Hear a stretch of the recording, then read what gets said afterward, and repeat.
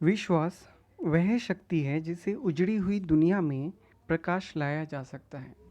इसलिए अपने आप पर विश्वास रखिए कि आप IRPGT ज़रूर क्रैक कर सकते हैं। ठीक है, रेदर देन कि मुझसे नहीं होगा। ओम धन्वंतरी। चलिए शुरू करते हैं। आज हम पढ़ने जा रहे हैं आयुर्वेद का इतिहास। तो सबसे पहले आता है आपका बृहत्तरी। बृहत्तरी में आपकी तीन संहिताएं आती हैं, चरक, सुश्रुत एवं वाग्भट। और वहीं पे आता है आपका लघुत्री। लघुत्री में आपकी लघुत्री में भी तीन चीज़ें आती हैं, माधव निदान, शारंगधर संहिता एवं भाव प्रकाश। आयुर्वेद इतिहास का जो समय है उसे तीन भागों में बांटा गया है। एक होता है संहिता काल। संहिता काल कब तक होगा? अप टू 8th सेंचुरी, 8वीं शताब्दी तक जो भी हुआ वो संहिता काल कहलाएगा। फिर आता है मध्यकाल। मध्यकाल होगा 8 to सेंचुरी। फिर आता है आधुनिक काल, यह आता है आपका 6th सेंचुरी के बाद में। कुछ आगे जाके आपको BC और AD देखने को मिलेगा। BC का अर्थात होता है बिफोर क्राइस्ट, यीशु मसीहा के जन्म से पहले, और AD मतलब after death of the Christ, Yeshu Masiha के मरने के बाद। जो वेद होता है, जब ब्रह्मा जी ने सृष्टि की उत्पत्ति की थी तो उनके मुख से वाणी निकली थी, उसे उस वक्त ओम निकला था और कुछ शब्द निकले थे। जो शब्द निकले थे वो वेद कहलाते हैं। वो चार वेद कौन से होते हैं? ऋग्वेद, यजुर्वेद, सामवेद वेद का उपवेद धनुर्वेद, यजुर्वेद का उपवेद स्थापत्य वेद, सामवेद का उपवेद गांधर्व वेद, अथर्ववेद का उपवेद आयुर्वेद। ऋग्वेद में कितनी औषध मिलती हैं? 67। यजुर्वेद में कितनी औषध मिलती हैं? 82। अथर्ववेद में कितनी औषध मिलती हैं? 289 औषध। ध्यान रखनी है कि काश्यप ने आयुर्वेद को पंचम कहा है और चरण व्यूह और प्रस्थान भेद, इनके अकॉर्डिंग आयुर्वेद ऋग्वेद का उपवेद है। अब हम पढ़ने जा रहे हैं आयुर्वेद का अवतरण। आयुर्वेद का अवतरण सबसे पहले पढ़ने जा रहे हैं चरक संप्रदाय के अकॉर्डिंग। वो कहते हैं कि ब्रह्मा ने दक्ष प्रजापति को दिया। दक्ष प्रजापति ने अश्विनी द्वौ या फिर अश्विनौ को दिया, इसलिए क्योंकि वो दो अश्विन थे। कौन से दो अश्विन थे? पहला थे एक है दशरथ, एक है नासत्य। ठीक है। फिर अश्विनौ ने किसको दिया? इंद्र को दिया। इंद्र ने किसको दिया? भारद्वाज को दिया। और भारद्वाज ने किसको दिया? आत्रेय को दिया। सुश्रुत की बात की जाए तो वो सारी चीज़ सेम मानते हैं, पर वो ये कहते हैं कि इंद्र से किसको गया? धन्वंतरी जी को गया। और धन्वंतरी से कहाँ गया? सुश्रुत आदि को गया। वहीं पे काश्यप संहिता क्या कहती है? सब कुछ सेम, सिर्फ इंद्र से किसको गया? काश्यप, वशिष्ठ, अत्रि एवं भृगु को। जो आयुर्वेद का अवतरण है वो मौखिक रूप से हुआ था। ठीक है, जो आयुर्वेद का अवतरण है वो मौखिक रूप से हुआ था।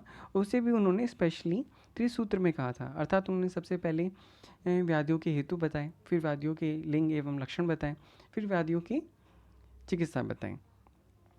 सर्वप्रथम तंत्र की रचना किसने की थी? अग्निवेश ने की थी। ठीक है, जब तंत्र की रचना उस वक्त कोई भी आचार्य करता था तो एक तो वो ज्ञान जो उन्होंने पूर्वज से प्राप्त किया है वो, और साथ में वो लेते थे आधारभूत सिद्धांत सांख्य व योग दर्शन से, और व्यवहारिक सिद्धांत न्याय व वैशेषिक दर्शन से। तो इन तीनों ज्ञान को मिलाकर वो आयुर्वेद की तंत्र की रचना करते हैं। ठीक है, अब आते हैं दर्शन के बारे में। दर्शन दो प्रकार के होते हैं, आस्तिक एवं नास्तिक दर्शन। जो आस्तिक दर्शन है वो कौन होते हैं? जो पूर्व जन्म, पर जन्म, ईश्वर, वेद को मानते हैं। एक होते हैं नास्तिक दर्शन। नास्तिक दर्शन कौन होते हैं? पूर्व जन्म, पर जन्म, ईश्वर, वेद को नहीं मानते हैं। आस्तिक दर्शन कितने होते हैं? 6। वैशेषिक दर्शन की जनक है महर्षि कणाद। सांख्य दर्शन जिनके जनक है महर्षि कपिल। योग दर्शन जिनके जनक है पतंजलि। न्याय दर्शन जिनके जनक हैं गौतम। फिर आता है वेदांत दर्शन जिनके जनक है महर्षि व्यास। मीमांसा जिनके जनक हैं महर्षि जैमिनी। ठीक है। फिर आता है नास्तिक दर्शन। नास्तिक दर्शन में फेमस कौन है? चारवाक दर्शन। ठीक है। बौद्ध दर्शन और जैन दर्शन भी नास्तिक में ही आते हैं। ठीक है। बौद्ध दर्शन के जो जनक हैं वो हैं गौतम बुद्ध।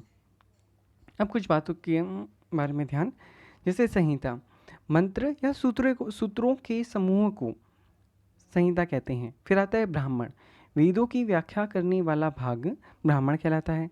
उपनिषद, वेदों का अंतिम भाग। ठीक है। आरण्यक, ये क्या होता है? जंगल में रहकर जिसका अध्ययन किया जाता है उसे आरण्यक कहते हैं। फिर अगली बात का अथर्ववेद की कुछ बातों का ध्यान। अथर्ववेद में 9 शाखाएं होती हैं, 5 कल्पसूत्र होते हैं, 1 ब्राह्मण होता है और 3 उपनिषद होते हैं। इनके नंबर्स याद रख लीजिएगा, इंपॉर्टेंट है। अंदर का याद रह जाए तो और अच्छी बात है। तो 9 शाखाएं कौन सी होती हैं? पोपल्याद, तौद, मौद, जाजल, जलद, शौनिक्य, ब्रह्मवद, देवदर्श एवं चारण वैद्य। ये है आपका चारण वैद्य। एक ब्राह्मण होता है गोपद ब्राह्मण। 3 उपनिषद होते हैं, प्रश्न, मंडूक एवं मांडुक्य। अब हम संहिता पे आ जाते हैं। सबसे पहले हमारी संहिता कौन सी आती है? चरक संहिता। इनका काल क्या है? 10th century BC। इनके उपदेष्टा कौन है? पुनर्वसु आत्रेय। इनका काल 10th सेंचुरी BC या फिर 1000 BC। तंत्रकर्ता कौन है? अग्निवेश। काल 10th सेंचुरी BC, इसको आप 1000 BC भी कह सकते हैं। प्रतिसंस्कृता आचार्य चरक, काल 2nd सेंचुरी BC, इसको आप 200 BC भी कह सकते हैं। आचार्य चरक का जो गांव है वो है कपिस्थल। इनके गुरु हैं वैशंपायन। इनके पिता और ये राजा कनिष्क के राज्य वैद्य थे। संपूर्णकर्ता चरक संहिता के हैं दृढ़बल। इनका काल है 4th सेंचुरी AD। इनके पिता का नाम है कपिल बलि और इन्होंने 41 चैप्टर लिखे, इंक्लूड किए हैं। कितने चैप्टर इंक्लूड किए हैं? 41। इसमें उन्होंने चरक संहिता में चिकित्सा स्थान में 17, कल्प में 12 एवं सिद्धि में 12 चैप्टर्स ऐड किए हैं। इसमें कुल सूत्र होते हैं 9295 और कुल श्लोक होते हैं 12,000 इसे द्वादश सहस्त्री भी कहा जाता है, जिसका रेफरेंस आपको चरक सूत्र 12/52 में देखने को मिलेगा। फिर आते हैं इसके विषय विवेचन के बारे में। विषय विवेचन के बारे में देखा जाए तो इसमें 8 स्थान होते हैं और 120 अध्याय होते हैं। ठीक है। सूत्र स्थान में 30 अध्याय, निदान में 8, विमान में 8, शरीर में 8, इंद्रिय में 12, चिकित्सा के 30, कल्प के 12 एवं सिद्धि के 12। अब कुछ हम इनकी टीकाओं के बारे में बात करेंगे, संस्कृत टीकाओं के बारे में बात करेंगे, उनके टीकाकार एवं के बारे में बात करेंगे। संस्कृत टीका में जो सबसे पहली टीका आई थी वो आई थी 6th सेंचुरी AD में। इसके जो टीका 6th सेंचुरी में कौन सी टीका आई थी? चरक न्यास। टीकाकार कौन है? भट्टार हरीश चंद्र। इन्होंने कितनी तंत्रयुक्ति लिखी हैं? 40 तंत्रयुक्ति लिखी हैं। चरक ने कितनी तंत्रयुक्ति बताई हैं? 36। सुश्रुत ने कितनी बताई हैं? 32। इस बात का ध्यान रखिएगा। अगली टीका है हमारे पास चरक पंजिका, जिनकी टीकाकार हैं स्वामी कुमार। काल है 7th सेंचुरी AD। कार्तिक टीकाकार हैं आषाढ़ वर्मा। काल है 9th सेंचुरी AD। अगली टीका है हमारे पास जो इम्पॉर्टेंट है, इस बात के लिए इस टीका को आप ध्यान रखिएगा। निरंतर पद व्याख्या। टीकाकार हैं आपके जेजट। काल है इनका 9th सेंचुरी AD। इन जेजट ने बृहत्तरी के तीनों संहिताओं पर टीका लिखी है, अर्थात उन्होंने चरक, सुश्रुत एवं वाग्भट तीनों संहिताओं पर टीका लिखी है। जेजट ने जो सुश्रुत संहिता पर टीका लिखी है उसको आधार मानकर ही चंद्रट ने सुश्रुत संहिता की पाठशुद्धि की है। ये इंपॉर्टेंट है, दोबारा बता देता हूँ। जो जेजट ने सुश्रुत संहिता पर टीका लिखी है उसको आधार मानकर, ठीक है, उसको रेफरेंस को आधार मानकर, उसको बेस मानकर ही चंद्रट ने सुश्रुत संहिता की पाठशुद्धि की है। अगली टीका आती है हमारे पास बृहद तंत्र प्रदीप। टीकाकार है नरदत्त। काल इनका 10th सेंचुरी AD। अगली टीका चरक चंद्रिका। टीकाकार गयदास।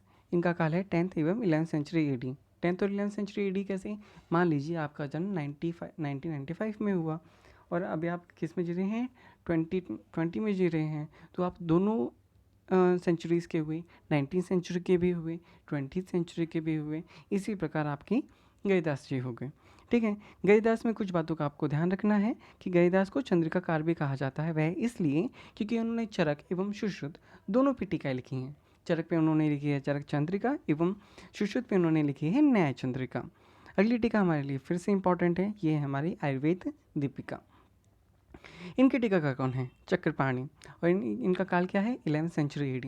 इन्होंने चरक पे लिखी है आयुर्वेद दीपिका, जिसके लिए इनको चरक चतुरानन कहा जाता है और सुश्रुत पर भानुमति टीका लिखने के लिए इनको सुश्रुत सहस्रनयन कहा जाता है। इन्होंने एक चिकित्सा ग्रंथ भी लिखी है, चक्रदत्त एवं चक्र संग्रह, जिसको आप कह सकते हैं।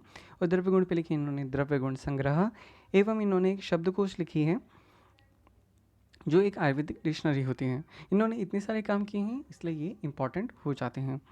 अगली टीका है हमारी चरक भाष्य। चरक भाष्य के जो कार्य हैं वो है श्री कृष्ण वैद्य। इनका जो कार्य है वो है 11th सेंचुरी एडी। अगली टीका है हमारे पास चरक तत्व प्रदीपिका। इनके टीकाकार हैं शिवदास सेन और इनका जो काल है वो है 16th century AD. Shivdas Sen ने तीन ग्रंथ लिखे हैं और तीनों ग्रंथ में उन्होंने तत्व शब्द का इस्तेमाल किया है। 3 ग्रंथ कौन से? तत्वबोध, तत्व चंद्रिका एवं चरक तत्व प्रदीपिका। अगली टीका हमारे पास चरक तत्व प्रकाश कौस्तुभ। इनके टीकाकार हैं नरसिंह कविराज। इनका काल है 17th सेंचुरी एडी। फिर अगली टीका हमारे पास जल्पकल्पतरु। टीकाकार हैं गंगाधर राय। काल है 19th सेंचुरी एडी। फिर अगली जो हमारे पास टीका है वो है चरक उपस्कार। टीकाकार हैं योगेंद्रनाथ सेन। काल है 20th century AD. Yogendranath Sen ने गुणों की संख्या 42 मानी है। उन्होंने आत्मगुण में मन के विषय को गुण एक्स्ट्रा माने हैं। वैसे आत्मगुण 6 होते हैं, एक ही एक्स्ट्रा हो गया, टोटल हो गया 42। चरक ने कितने बताए हैं? 41। अगली जो टीका है हमारे पास वो है चरक प्रदीपिका। इनके टीकाकार हैं चरक प्रदीपिका। इनके टीकाकार हैं ज्योतिष सरस्वती और इनका काल है 20th सेंचुरी। अब कुछ हिंदी टीका के बारे में हम बात करने जा रहे हैं। जो पहली टीका है वो है विद्योतनी टीका। इसके टीकाकार हैं आपके जो आप पढ़ते हैं वो है काशीनाथ पांडे और गोरखनाथ चतुर्वेदी। दूसरी टीका है आपकी चरक चंद्रिका, जिसके टीकाकार हैं ब्रह्मानंद त्रिपाठी। जो चरक चंद्रिका है ये हिंदी एवं संस्कृत दोनों में अवेलेबल है। जो हिंदी में इसका जो टीका है उसके जो लेखक हैं वो हैं ब्रह्मानंद त्रिपाठी, एवं जो संस्कृत है वो किसने लिखी है? वो लिखी है गयदास ने। अगली टीका है हमारे पास वैद्य मनोरमा टीका, जिसके टीकाकार हैं रविदत्त त्रिपाठी। फिर इसके ऊपर चरक संहिता के ऊपर इंग्लिश कमेंट्री भी लिखी गई है। वो लिखी गई थी 1891 में भाई अविनाश चंद्र। चरक संहिता की कुछ इंपॉर्टेंट बातें कि चरक संहिता में आता है एवं 68 आचार्य के बारे में यहाँ पे आपको मिलता है। इसमें कुल 7 संभाषा परिषद का वर्णन आया है, जो कि इस प्रकार है। सूत्र स्थान में के 4 अध्याय में, कौन से अध्याय में? पहले अध्याय में, 12वें अध्याय में, 25 में और 26 में, 1, 12, 25 एंड 26। शाही स्थान के 3rd एवं 6th अध्याय में, सिद्धि स्थान के 11वें अध्याय में। अब हम आते हैं नेक्स्ट संहिता के ऊपर। नेक्स्ट संहिता हमारी है सुश्रुत संहिता।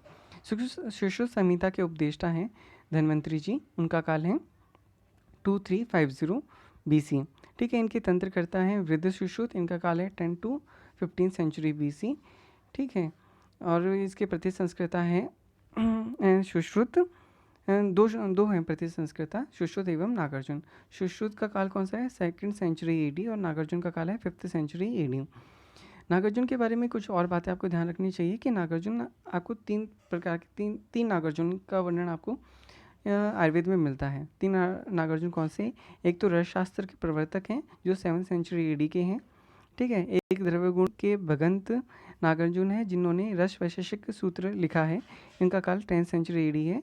और एक ये जो खुद अभी हम पढ़ रहे हैं जो सुश्रुत संहिता के प्रति संस्कृता नागार्जुन है। तो ये 3 नागार्जुन का उल्लेख आपको आयुर्वेद में मिलता है। ये सुश्रुत संहिता की जो पाठ शुद्धिकर्ता कौन है? आचार्य चंद्रट। इनका काल है 10th सेंचुरी एडी।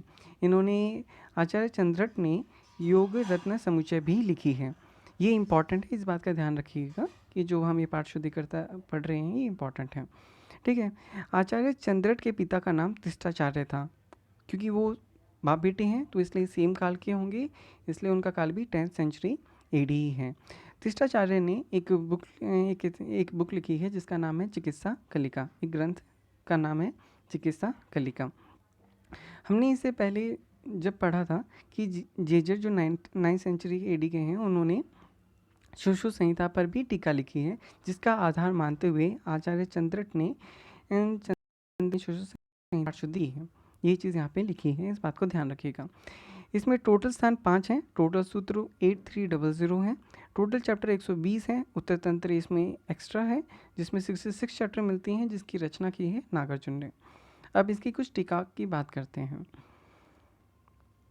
सबसे पहली जो टीका आती है ये न्याय चंद्रिका, जिसको आप बृहद पंजिका भी कह सकते हैं। ये निदान स्थान पर लिखी गई है, जिसके टीकाकार हैं गयदास, और उनका काल है 10th और 11th सेंचुरी ईडी, जैसे हमने पहले पढ़ा था। ठीक है, नेक्स्ट जो टीका है ये इंपॉर्टेंट है, इसका नाम है भानुमति टीका। इसे आप तात्पर्य टीका भी कह सकते हैं। इसके टीकाकार हैं चक्रपाणि दत्त, इनका काल है 11th सेंचुरी ईडी। फिर आता है लघु पंजिका। लघु पंजिका के जो टीकाकार हैं वो हैं भास्कर, और इनका काल है 12th सेंचुरी ईडी। भास्कर डलहन के गुरु हैं, और भास्कर का बेटे का नाम है शोडल। शोडल ने 2 चीज़ें लिखी हैं, द्रव्य गुण पर शोडल निघंटु, एवं उन्होंने चिकित्सा ग्रंथ लिखी है जिसका नाम है गद निग्रह। अगली टीका है निबंध संग्रह, जिसके टीकाकार हैं डलन, इनका काल है 12th सेंचुरी एडी। अगली टीका है हमारे पास जो निबंध संग्रह है ये इंपॉर्टेंट है। ठीक है, अगली टीका है हमारे पास सुश्रुतार्थ संदीपन, जिसके टीकाकार हैं हारण चंद्र, जिनका काल है 20th century AD, 20th century AD. आपको यहाँ पे टिप्पण भी मिलेगा। टिप्पण के 2 रेफरेंस होते हैं। टिप्पण के 2 रेफरेंस कौन से? पहला रेफरेंस उनको ब्रह्मदेव में मिलता है, जो कि जिनका काल है 10th सेंचुरी एडी। और दूसरा रेफरेंस आपको मिलता है माधव में, ये माधव है। ठीक है, इनका जो काल था वो था 9th सेंचुरी एडी। ठीक है, ये माधव है, इस बात का ध्यान रखिएगा। इसमें भी कुछ हिंदी टीकाएँ लिखी गई हैं, जिसका उल्लेख अभी हम करने जा रहे हैं। हिंदी टीका जो है वो है आयुर्वेद तत्व संदीपिका, जिसके टीकाकार हैं अंबिका दत्त शास्त्री। ठीक है, दूसरी जो टीका है वो है आयुर्वेद रहस्य दीपिका, जिसके जो टीकाकार हैं वो हैं भास्कर गोविंद घाणेकर। एक बात का ध्यान रखिएगा कि जितनी भी हिंदी टीकाएँ हैं उन सभी का काल 20th सेंचुरी एडी है। ठीक है, अगली संहिता हमारे पास आती है अष्टांग संग्रह एवं अष्टांग हृदय। अष्टांग संग्रह के जो अष्टांग संग्रह लिखी है वृद्ध वाग्भट ने, जिनका काल है 6th सेंचुरी एडी। ठीक है, और इसमें कुल अध्याय मिलते हैं 150।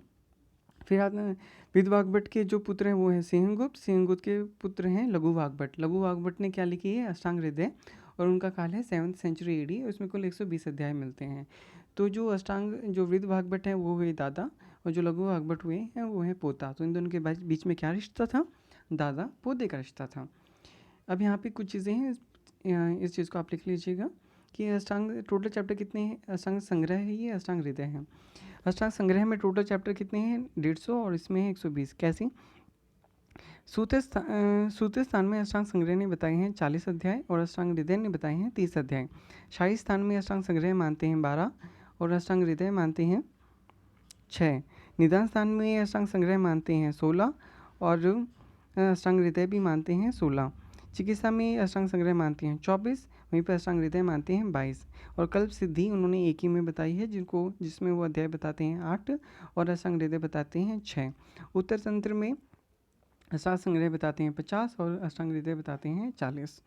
ठीक है, अष्टांग संग्रह पे एक ही टीका की गई है, जिसका नाम है शशिलेखा, जिसके टीकाकार हैं इंदु, इनका काल है 13th सेंचुरी एडी। अष्टांग हृदय पे सबसे ज़्यादा टीका लिखी गई हैं। कितनी टीका लिखी गई हैं? 44। और चरक पे कितनी टीका लिखी गई हैं? 19। ठीक है, सबसे पहले आती है पदार्थ चंद्रिका। ठीक है, जिनके टीकाकार हैं चंद्रनंदन, इनका काल है 10th सेंचुरी एडी। फिर आता है अष्टांग हृदय टीका, इसके टीकाकार हैं जीजट, काल है 9th सेंचुरी एडी। फिर अगली टीका है अल्पबुद्धि प्रबोधन, इसके टीकाकार हैं श्रीकंठ दत्त, काल है 12th सेंचुरी एडी। फिर आता है सर्वांग सुंदरा। ठीक है, ये लिखी है अरुण दत्त ने, इनका काल है 13th सेंचुरी। ये इंपॉर्टेंट है, मोस्ट इंपॉर्टेंट है, इसको याद रखिएगा। जैसे यहाँ पे सर्वांग सुंदरा है, ऐसे ही एक टीका और होती है सर्वांग सुंदरी। सर्वांग सुंदरी किस पे लिखी गई है? माधव पे लिखी गई है। उनके टीकाकार कौन थे? लालचंद्र वैद्य थे, उनका काल था 20th सेंचुरी एडी। एक नोट है, प्लीज़ इसको नोट डाउन कर लीजिएगा। फिर हमारे पास नेक्स्ट आता है कि आयुर्वेद रसायन टीका, ये किसने लिखी है? इसके टीकाकार हैं हिमाद्री, इसका काल है 13th सेंचुरी एडी। नेक्स्ट टीका है हमारे पास इंदुमती या फिर शशिलेखा, इसे इंदु के टीकाकार हैं इंदु, इनका काल है 13th सेंचुरी। तो इस बात को ध्यान रखिएगा कि जो शशिलेखा टीका है ये अष्टांग हृदय संग्रह दोनों पे ही लिखी गई है और दोनों किसने लिखी है? इंदु ने ही लिखी है। ठीक है। अष्टांग हृदय द्वितीय टीका ये किसने लिखी है? आषाद ने लिखी है। इनका काल है 13th सेंचुरी AD। एक टीका है हमारे पास तत्वबोध टीका, ये किसने लिखी है? शिवदास सेन ने लिखी है। इनका काल है 16th सेंचुरी AD। अगली टीका है हमारे पास वाग्भट खंडन मंडन। इसके जो टीकाकार हैं वो है नरसिंह भट्ट और इनका टाइम बताया नहीं गया है। ठीक है। फिर अगली टीका हमारे पास संकेत मंजरी, इनका जो टीकाकार हैं वो हैं दामोदर और इनका काल है 13th सेंचुरी। ठीक है। अब हम जो कंटिन्यू करेंगे वो सेकंड वीडियो में कंटिन्यू करेंगे, मतलब ये पार्ट 1 वीडियो है, तो हम पार्ट 2 वीडियो में माधव निधान से स्टार्ट करेंगे। ठीक है। तो आप अभी पार्ट 2 वीडियो देख लीजिएगा।